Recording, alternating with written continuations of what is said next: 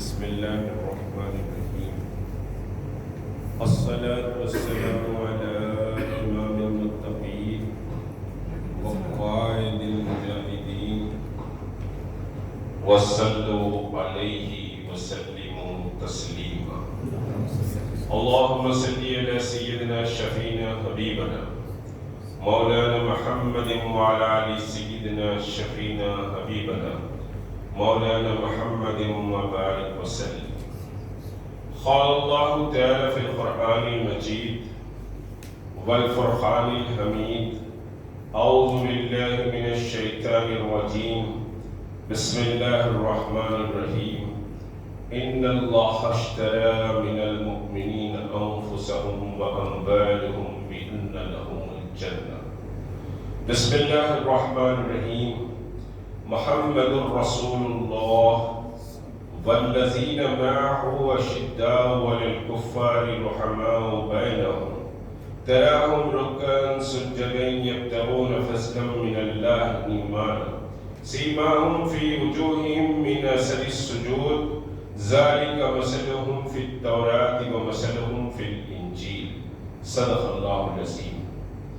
بدانا السبل ختم الرسل مولائے کل جس نے، ودانائے سبل ختم الرسل مولائے کل جس نے، غبار راہ کو بخشا فروغ وادی سینہ، غبار راہ کو بخشا فروغ وادی سینہ، نگاہ عشق و مستی میں وہی اول وہی آخر وہی قرآن وہی فرقان وہی یاسین وہی طٰہٰ صلی اللہ علیہ وسلم. قوت عشق سے ہر پست کو بالا کر دے، قوت عشق سے ہر پست کو بالا کر دے، دہر میں اسم محمد سے اجالا کر دے، دہر میں اسم محمد سے اجالا کر دے. بہرحال رمضان المبارک کے پہلے عشرے کے اختتامی مرحلوں پہ ہم داخل ہو رہے ہیں، اور یہ اللہ کی بڑی نعمتیں اور اس کا فضل اور کرم ہے کہ اللہ تبارک و تعالیٰ نے صحت و عافیت کے ساتھ رمضان نصیب فرمایا. رمضان تو بہت سے لوگوں کو نصیب ہوا ہے، کچھ دواخانے میں ہیں، کوئی سمجھیے کہ کچھ بیماریوں میں ہیں، یا پھر کوئی شیطان کے اس مضبوط شکنجے سے ابھی نکل نہیں پائے ہیں. رمضان تو بہرحال آیا ہے، لیکن جو رمضان ہم اس وقت یہاں بیٹھے ہیں، یا پھر جو روزدار ہیں جو رمضان کا احترام کر رہے ہیں اور لعلکم تتقون کا ریاض کر رہے ہیں، تو یہ اللہ کا کرم اور فضل ہے. ہمارا کوئی کارنامہ نہیں ہے، یہ اللہ کا کرم اور اس کا فضل ہے. ہم کوئی بھی کام کرتے ہیں تو وہ ہمارا کارنامہ نہیں ہوتا جب تک کہ اللہ کا فضل شامل نہ ہو. ہر مرحلے میں ہر لحظہ اللہ کا شکر اور اس کے فضل کی تلاش میں رہنے کا حکم وجہ تخلیق کائنات محمد رسول اللہ صلی اللہ علیہ وسلم نے ہم کو دیا. آج کا عنوان بہرحال جنگ بدر ہے. میں داخل ہوا تو بورڈ پر دیکھا کہ جنگ بدر لکھا ہوا ہے. ہمارے کرم فرما شفیع شرفن صاحب، بہرحال شفیع صاحب کو جب بھی گزشتہ 2 سال سے ذہن میں آتا ہے، برسوں سے تعلق رہا ہے، تو ملین مارچ میں کھجور اور زمزم لوگ آج بھی یاد کرتے کہ بھئی شفیع صاحب نے وہاں پر کھجور اور زمزم کا بڑا وافر انتظام کیا تھا. تو یہ بھی ایک اللہ کا کرم اور اللہ کا فضل تھا کہ اللہ نے توفیق دی اور مسلمانوں کے اس عظیم سمجھے کے احتجاج میں اللہ نے آپ سے بھی کام لے لیا. تو بہرحال بدر کا عنوان میں نے بورڈ پر بھی دیکھا اور پھر سمجھے کہ شاید گفتگو میں بھی میں نے کہا ہوگا بدر کا. ویسے تحریک مسلم شبان رمضان میں ایک مستقل مہم چلاتی ہے قرآن پر، قرآن اور سائنس، قرآن اور انقلاب، قرآن اور موجودہ حالات، پھر جنگ بدر اور فتح مکہ. یوم مانات پر شہر حیدرآباد و سکندرآباد اور پھر اضلاعوں میں بھی مستقل پروگرام سمجھیے کہ رہتے ہیں، روزانہ کہیں نہ کہیں بہرحال ایک پروگرام شہر میں یا اضلاع میں تحریک مسلم شبان کے زیر اہتمام رہتا ہے، اور اس کا مقصد یہ ہے کہ ہم قرآن سے جڑ جائیں۔ میں بدر کی بات کرنے سے پہلے سے ایک بات آپ کو سمجھا دوں کہ ہم رمضان چل رہا ہے۔ اللہ تبارک تعالیٰ نے فرمایا کتب علیکم الصیام کما کتب علی الذین من قبلکم لعلکم تتقون۔ اللہ نے فرمایا کہ ہم نے تم پہ روزے فرض کیے، اور روزے یہ جو فرض کیے یہ پہلی امتوں کے لوگوں پر بھی روزے فرض کیے گئے تھے، اور روزے تو پہلے بہت سخت تھے، خالی ایسا افطار کرتے پھر روزے میں شامل ہو جاتے، لیکن یہ جو تمہارے پر جو روزے فرض کیے، اللہ تعالیٰ اپنے پاک کلام میں فرماتا ہے کہ لعلکم تتقون، کہ یہ جو روزہ ہے یہ روزہ تمہارے اندر تقویٰ پیدا کرے۔ اگر روزہ تمہارے اندر تقویٰ پیدا نہیں کر رہا تو پھر روزے میں کہیں نہ کہیں کمزوری ہے، کہیں نہ کہیں سمجھے کہ ایمان کی یا نیت کے اخلاص کی کمزوری۔ اب رہنا ہے ٹریڈیشن ہے روزہ رہنا، ماں باپ دادا دادی نانا نانی سمجھے کہ روزہ رہتے تھے، پورا خاندان روزہ رہتا ہے، مسلم بستی میں وہ سب روزہ رہتے ہیں، میں بھی روزہ رہ جاؤں، روزہ رہنا ہے بابا، رمضان آ گیا روزہ رہنا ہے، تو اس میں تقویٰ نہیں پیدا ہوگا۔ روزہ قلب سے رہے کہ میں اللہ کی عبادت اور اللہ کو راضی کرنے کے لیے، اور پھر اللہ نے کیا کہا، ہمارا ہر عمل، چاہے ہماری زکوٰۃ ہو، ہماری نماز ہو، ہماری خیر ہو، خیرات ہو، یہ ساری چیزیں کیوں، اس کی جزا کیا ہے؟ جنت ہے، اس کی جزا کیا ہے؟ جنت۔ لیکن اللہ نے کیا فرمایا، دیکھو روزے کی جزا خود میں، روزے کی جزا خود میں۔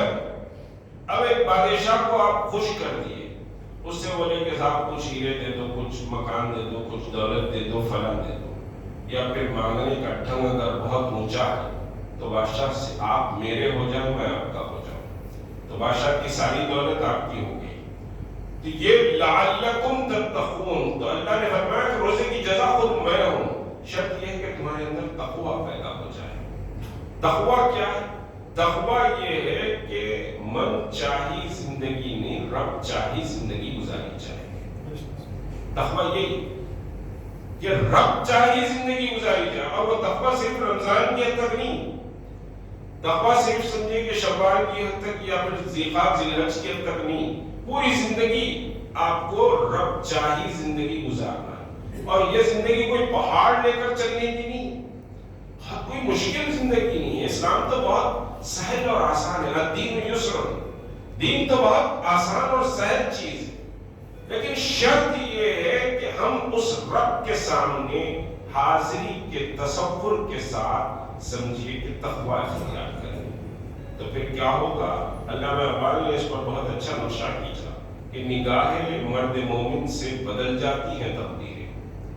جب تقویٰ پیدا ہو جائے گا، جب اللہ کا ڈر اور اس کا خوف پیدا ہو جائے گا، جب محمد رسول اللہ صلی اللہ علیہ وسلم کی محبت جیسے اللہ نے بتلائی کہ تم میرے حبیب سے ایسی محبت کرو کہ تمہارے ماں اور تمہارے باپ، تمہاری بیویاں، تمہارے گھر، تمہاری تجارت، تمہارا سمجھیے کہ صاحب پیسہ، یہ دولت کے سب کے مقابلے میں مجھ سے اور میرے حبیب سے اور اس میرے حبیب کے دین کے نام جہاد سے محبت کرو۔ تو اگر وہ محبت اس طرح کی پیدا ہو تو پھر کیا ہوتا ہے؟ دنیا کے سپر پاور کے تاج مسلمانوں کی ٹھوکروں میں آ کے گر جاتے ہیں۔ یہ ہے لعلکم تتقون۔ اب پھر ہم اسلام کو ہم سمجھے کہ کھلونا سمجھتے ہیں، اور جنت کو بھی یوں مل جائے گی جنت سمجھتے ہیں۔ محمد رسول اللہ صلی اللہ علیہ وسلم نے فرمایا ایمان کے 3 درجات، پھر وہاں سے میں انشاءاللہ بدر پر کچھ باتیں آپ کو بتاؤں گا۔ ایمان کے 3 درجات کیا فرمایا رسول کریم صلی اللہ علیہ وسلم نے کہ اگر تم برائی کو دیکھو تو ہاتھ سے روک دو، جی ہاتھ سے روکو برائی کو دیکھو، اور اگر ہاتھ سے روکنے کی صلاحیت، طاقت، حوصلہ اور ہمت نہیں ہے تم میں، تو کم از کم اس برائی کو زبان سے برا کہو۔ حدیث مبارکہ سیاستہ کی حدیث، کوئی اختلاف نہیں، زبان سے برا کہو۔ پھر فرمایا آقائے دو جہاں محمد رسول اللہ صلی اللہ علیہ وسلم نے کہ اگر تم زبان سے برا کہنے کی بھی تم میں صلاحیت نہیں ہے، وہ ایمان نہیں ہے، تو ایمان کا درجہ بتاتے ہوئے فرمایا کہ تم کم از کم اس برائی کو دل میں برا جانو، لیکن یہ جان لو کہ یہ ایمان کا آخری درجہ ہے۔ سنیے، یہ ایمان کا آخری درجہ کہ تم برائی کو دل میں برا جانو۔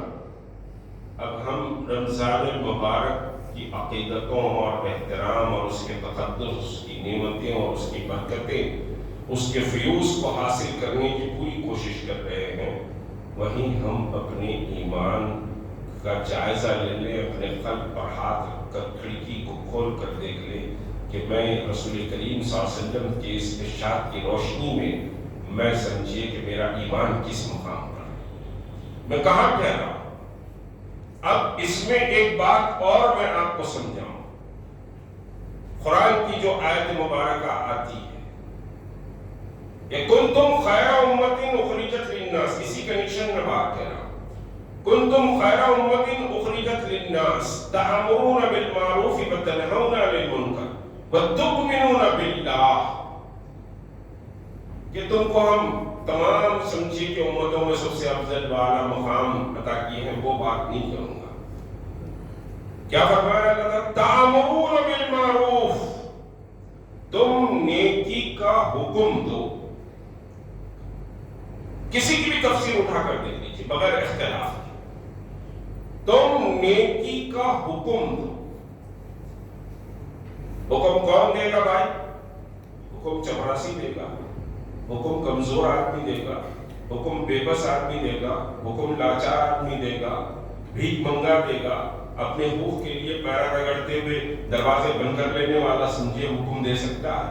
حکم کی بات آ رہی، میں قرآن کی بات کر رہا ہوں، اور جشن نزول قرآن کے مہینے میں ہم بیٹھے، میں قرآن کی بات کر رہا ہوں، آپ اٹھا کے دیکھ لیں گے تب کہ تم نیکی کا حکم دو۔ تب حکم کون دے گا؟ طاقتور دے گا، قوی آدمی دے گا، جو سماج پر اپنی سمجھے کے بات کو منوانے کی صلاحیت رکھتا ہے، قوت رکھتا ہے، طاقت رکھتا ہے، وہی حکم دے سکتا ہے۔ مجبور بے بس لاچار حکم نہیں دے سکتے۔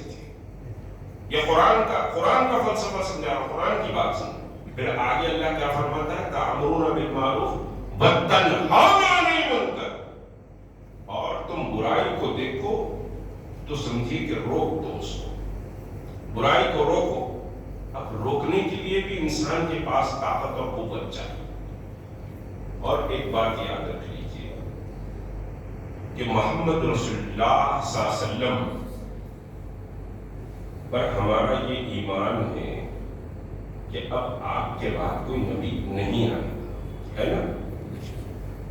سب کا ایمان ہے نا، ہمارے نبی کے بعد کوئی اور نبی نہیں، قرآن کے بعد کوئی اور اللہ کی وحی آنے والی نہیں، قرآن آ چکا، محمد رسول اللہ پر ساری شریعت مکمل کر دی گئی، اور اللہ نے اعلان کر دیا کہ اکملت لکم دینکم واتممت علیکم نعمتی ورضیت لکم الاسلام دینا، کہ دیکھو یہ جو دین تم کو میں دے رہا ہوں اس کی نعمتوں کا بھی اتمام کر دیا اور یہ مکمل بھی کر دیا، اب اس میں کوئی کھوٹ نہیں ہے، اب کوئی نبی بھی آنے والا نہیں، کوئی وحی بھی آنے والی نہیں۔ تو پھر زمانے کا یہ جو شر و فساد ہے، زمانے کا جو بگاڑ ہے، جب کبھی بھی زمانے میں بگاڑ پیدا ہوتا تو اللہ نبیوں کو مبعوث فرماتا، نبیوں کو مبعوث فرماتا، اور اب کوئی نبی آنے والا نہیں، تو وہ کام جو نبیوں کا کام ہے، اس کام کی ذمہ داری تأمرون بالمعروف وتنہون عن المنکر کی روشنی میں آپ کو دی گئی ہے. ہم ذمہ دار ہیں، اور اگر اس ذمہ داری کو ہم کما حقہ پورا نہیں کریں گے تو لاکھ سجدے کر لیں، روزے رکھ لیں، سمجھے ذکر و اذکار کی محفلیں سجا لیں، حالات نہیں بدلیں گے، زمانے کی ٹھوکروں میں پڑے ہوئے رہیں گے. تأمرون بالمعروف وتنہون عن المنکر، کہ تم پیدا کیے گئے ہو نیکی کا حکم دینے کے لیے. نیکی کیا ہے؟ ہر وہ بات جو اللہ کی مرضی اور منشے کے خلاف ہو اس کو سمجھیے کہ روک لیں اور لوگوں کو سیدھے جنت کے راستے کی طرف ہکال کرنے کا چاہیں، برائیوں سے بچائیں. آج ہمارے اس سماج میں کیا عورت پر ظلم نہیں ہوتا؟ کیا سود خوری ہمارے سماج میں نہیں ہے؟ جھوٹ ہمارے سماج میں نہیں ہے؟ جہیز ہمارے سماج میں نہیں ہے؟ اسراف ہمارے سماج میں نہیں ہے؟ شان و شوکت کے مظاہروں کے لیے غیر ضروری سمجھے کہ خرچے کر دینا اور غریبوں کو چڑاتے ہوئے اپنی دولت کا مظاہرہ کرنا ہمارے سماج میں نہیں ہے؟ اکڑ ہمارے سماج میں نہیں ہے؟ اختلافات سمجھے کہ رشتہ داروں سے، بہن بھائیوں سے، دوستوں سے، احباب سے، پڑوس سے، بستی میں اختلافات اور مکر و فریب ہمارے دلوں میں نہیں. یہ ساری برائیاں اور یہ سماجی برائیاں، ان برائیوں کو ختم کرنے کے لیے کوئی سمجھے حکومت نہیں آئے گی، بھارتیہ جنتا پارٹی کی یا کوئی سیاسی لیڈر نہیں آئے گا، ہم کو خود ختم کرنا پڑے گا.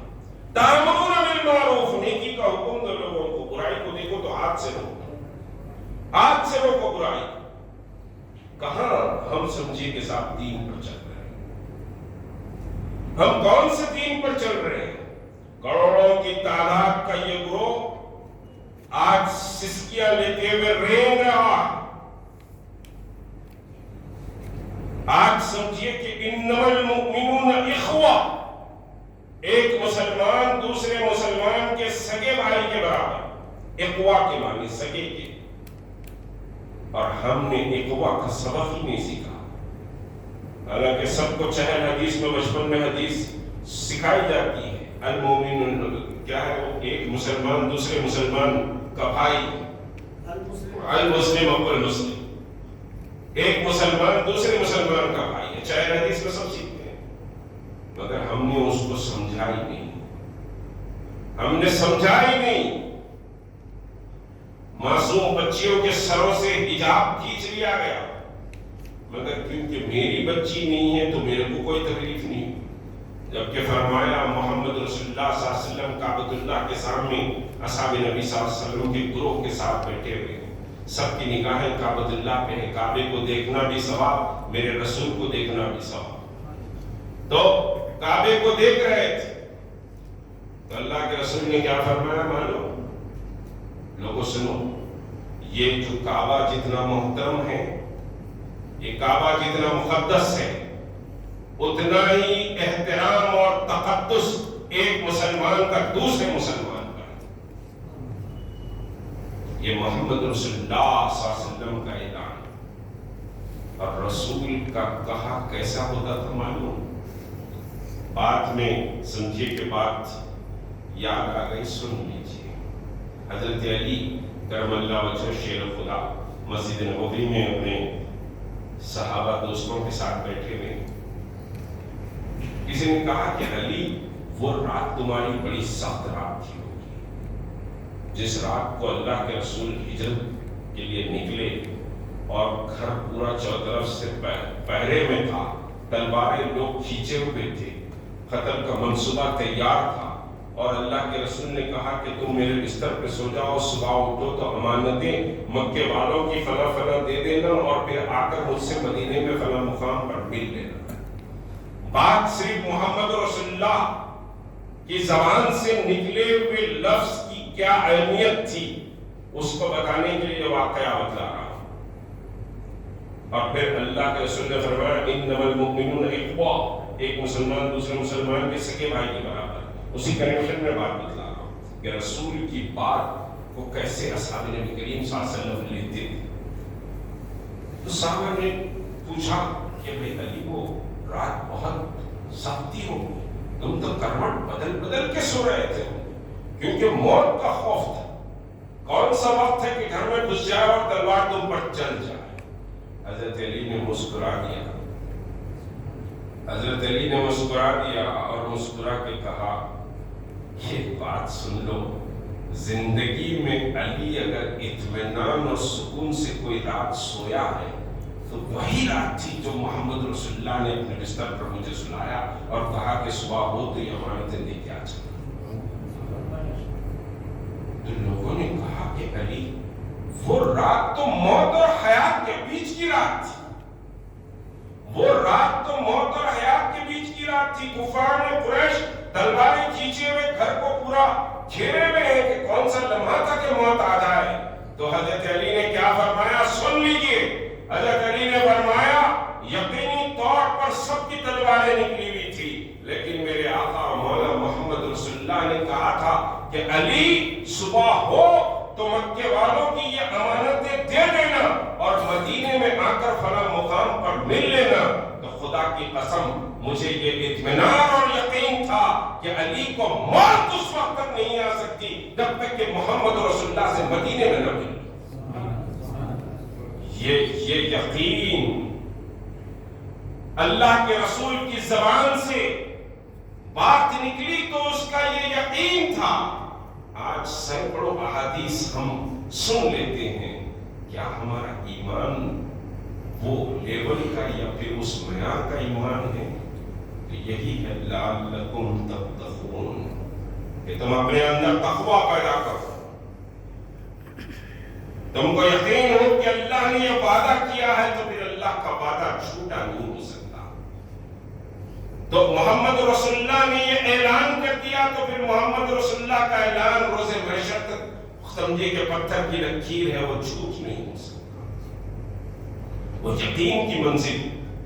اور جب تک کہ وہ یقین کی منزل اللہ اور محمد رسول اللہ کے ارشادات پر نہیں آئے گی تو پھر سمجھے کہ ایمان مضبوط نہیں، ایمان مضبوط نہیں۔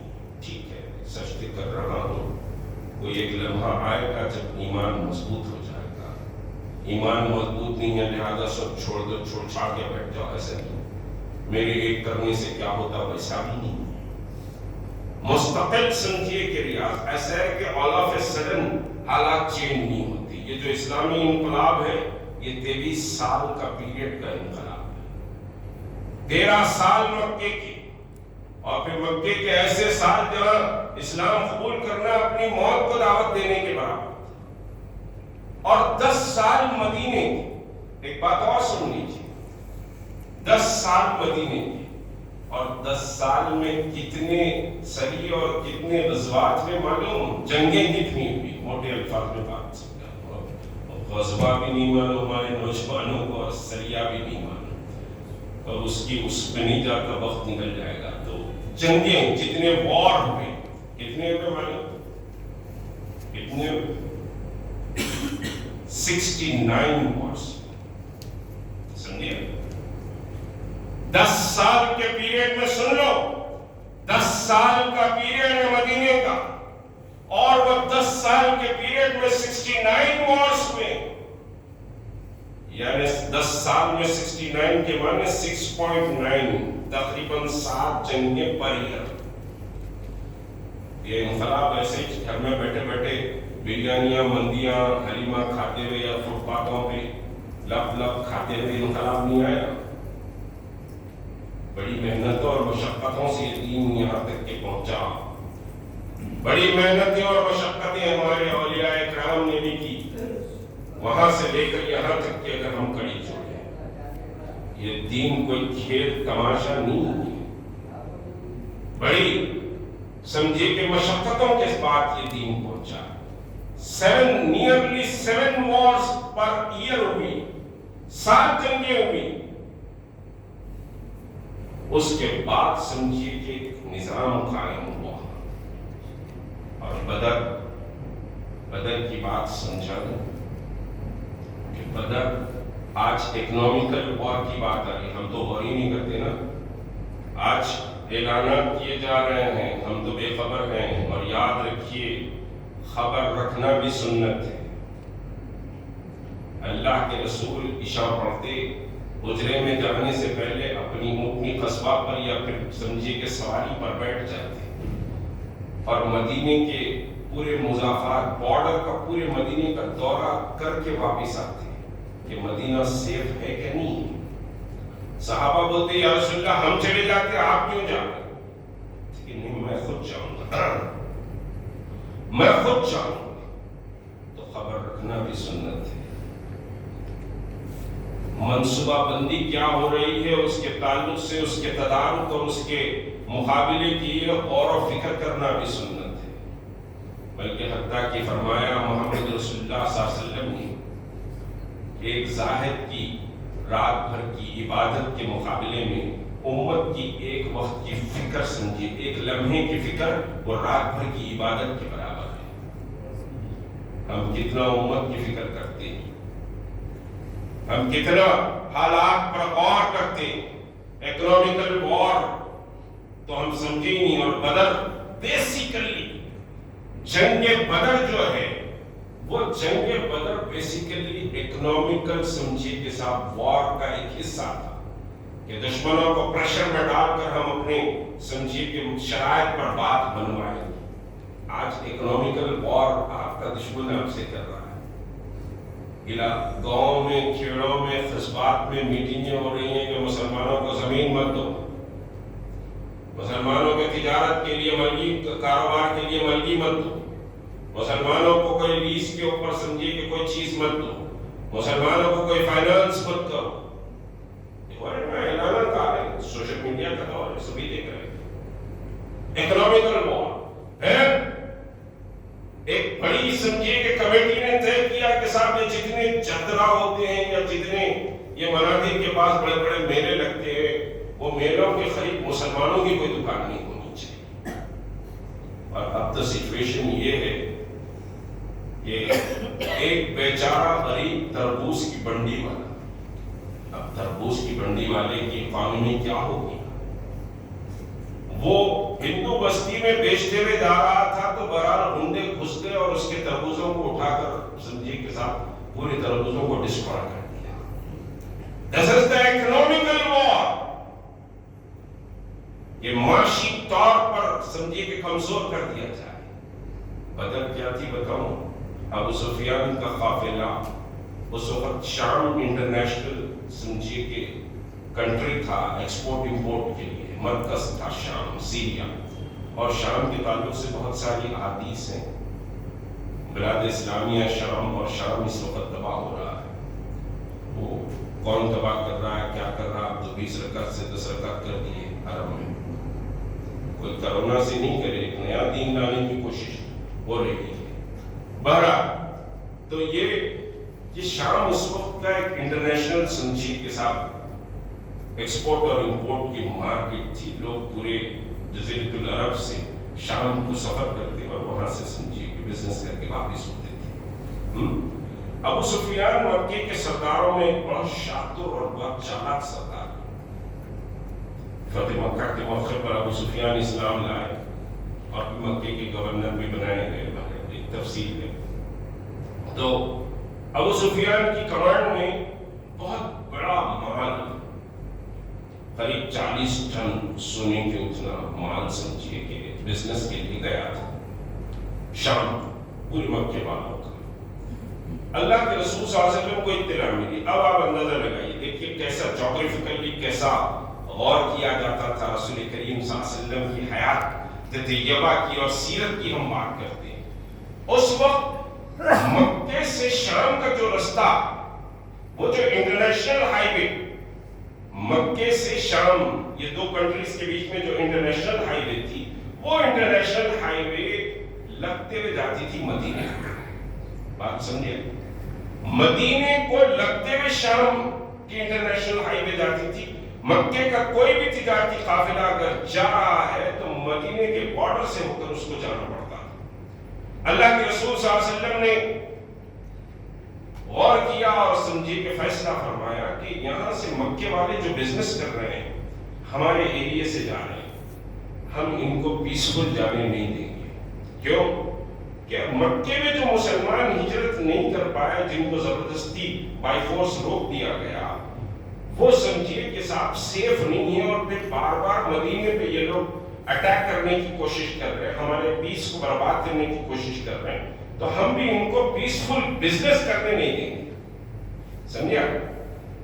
17 رمضان المبارک کو جنگ بدر ہوئی، اور پھر کس حالت میں ہوئی بڑی لمبی ہے. اگر بدر کو رکھوں تو میں اس واسطے چیدہ باتیں رکھ رہا ہوں، وقت بہت زیادہ ہو جائے گا. تو سمجھیے کہ ہم ان کو پیسفل بزنس کرنے نہیں دیں گے. یہ فیصلہ کیا رسول کریم صلی اللہ علیہ وسلم، اور لوگوں کو اعلان کیا کہ بھائی ابو سفیان کا لشکر ایک سمجھیے کہ قافلہ تجارت کے لیے گیا ہوا، وہ ریٹرن ہوگا تو ہم اس کو روک لیں گے، اور روک کر مکے والوں کو ڈکٹیٹ کریں گے کہ بھائی ہماری یہ باتیں ماننی پڑے گی، نہیں مانیں گے تو پھر تم یہ روٹ سے بزنس نہیں کر سکو گے. This is the strategy. تو کیا ہوا؟ اللہ کے رسول صلی اللہ علیہ وسلم 313 کے ساتھ نکلے. ابو سفیان ادھر سے نکلا. اب ادھر مسلمان سمجھیے کہ صاحب ابو سفیان کے لشکر کی طاق میں تھے. ابو سفیان کو ذرا سا اندازہ ہوا، میں نے کہا کہ بہت شوٹ اور شاطر شخصیت تھی ابو سفیان. انہوں نے محسوس کیا کہ کوئی نہ کوئی خطرہ ہے ہم کو مدینے والوں سے. بہرحال ایک لمبا طویل سمجھے کہ ڈسکشن ہے اس کے اوپر، اس میں نہیں جاؤں گا. صرف ایک بات ہے، ان کی وہ کس قدر شوٹ اور شاطر تھے اس کا اندازہ لگائیے کہ انہوں نے ایک پہاڑ کے ٹیلے پر چڑھ کر اطراف جائزہ لیا تو فوراً دیکھا کہ اونٹ کی لیت پڑی ہوئی. جی، اونٹ کی لیت پڑی ہوئی. تو فوری انہوں نے اس اونٹ کی لیت کو اٹھا کر اس کو سمجھے کہ ایسے مسلتے اس میں کھجور کی گٹلیاں نکلی. تو فوری انہوں نے چلا کر کہا کہ یہ تو مدینے کے جانوروں کی سمجھے کہ اونٹ کی لیت ہے، لہذا مدینے کا کوئی قافلہ ہم کو ٹریس کر رہا ہے، ہم کو فوری نکلنا چاہیے. اور پھر ایک الگ اڑتک راستے سے ابو سفیان نے اپنے سمجھے کہ اس تجارت کے قافلے کو بچا کر نکال لیا، اور ایک تیز رفتار سواری مکے کو بھیجائی کہ جاؤ مکے والوں کو کہو کہ ان کا مال سیف نہیں ہے، اپنے مال کو بچانے کے لیے وہ نکل کر آئے. اس زمانے میں جو روایات تھی بڑی تفصیل ہے، اس میں نہیں جاؤں گا. تو ابو جہل کو بڑا غصہ ہے. ہاں، مکے والے سمجھیے مدینے کو ہجرت کر کے گئے، بھوکے پیاسے، ان کی کوئی اکانومی نہیں ہے، ان کا کوئی اسٹیٹس نہیں ہے، ان کا کوئی وقار نہیں ہے، اور ہم پر، ہم سوسائٹی کے سمجھیے چودھری ہیں، مکے کی سوسائٹی تو ان کے قبضے میں تھی، ہم کو چیلنج کر رہے ہیں. تو یہ انا اور تکبر اور اس کا غرور تھا. تو لہذا 1000 کا طاقتور لشکر لے کر ابو جہل مسلمانوں سے لڑنے کے لیے نکلا. تو اصل اس کا کاز کیا تھا؟ اس کی کاز تھی اکنامیکل سمجھیے کے ساتھ اکانومی کو ڈسٹرب کیا جائے مکے والوں. تو بدر واقع ہو گئی. اب 2 رمضان کو مسلمان نکلے تھے، جنگ کے لیے نہیں نکلے تھے. مسلمان تو یہ قافلے کو روکنے کے لیے نکلے تھے. تو 17 رمضان کو جنگ ہوئی.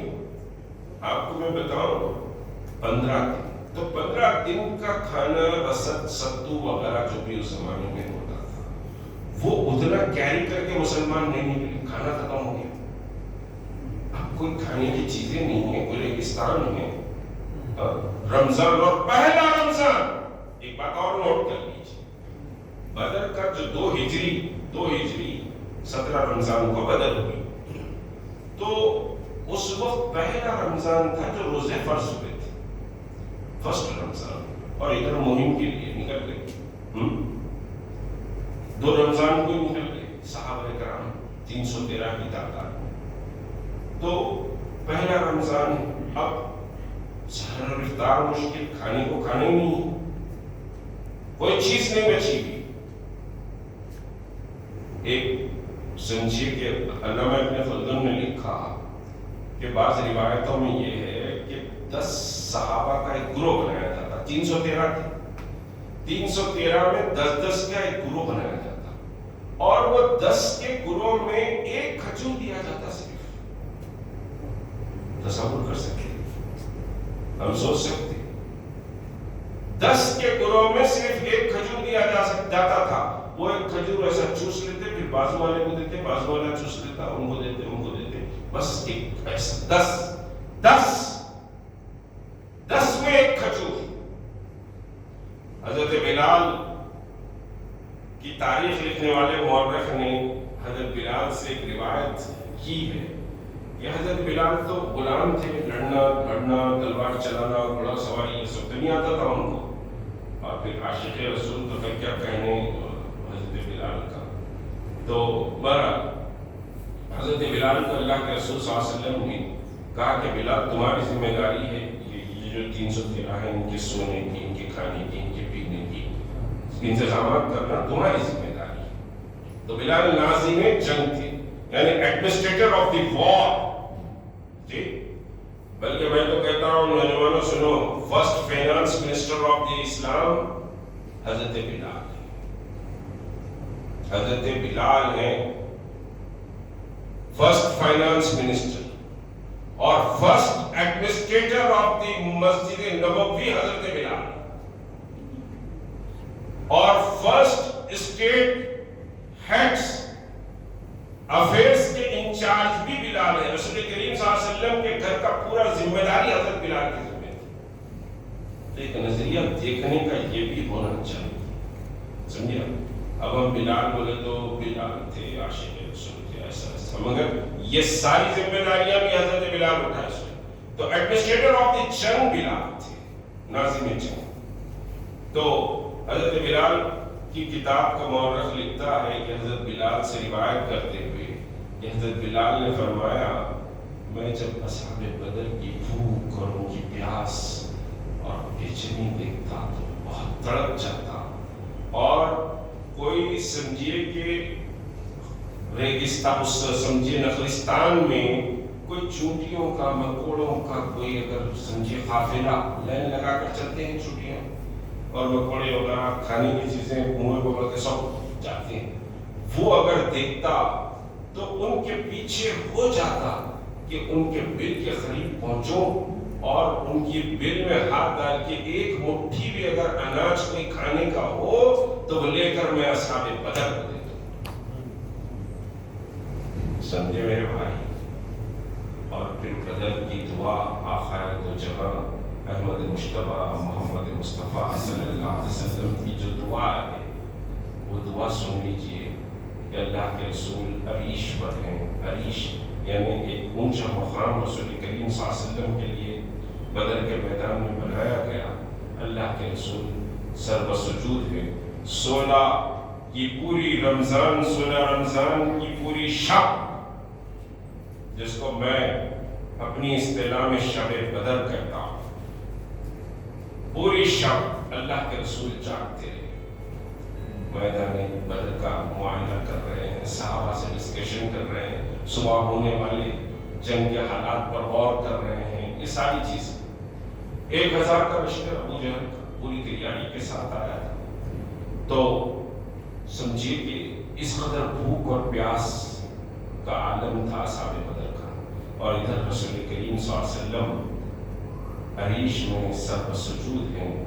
جو دعا ہے متفق علیہ دعا، اس میں کوئی اختلاف کسی بھی مورخ نے نہیں کیا ہے۔ اللہ کے رسول اللہ سے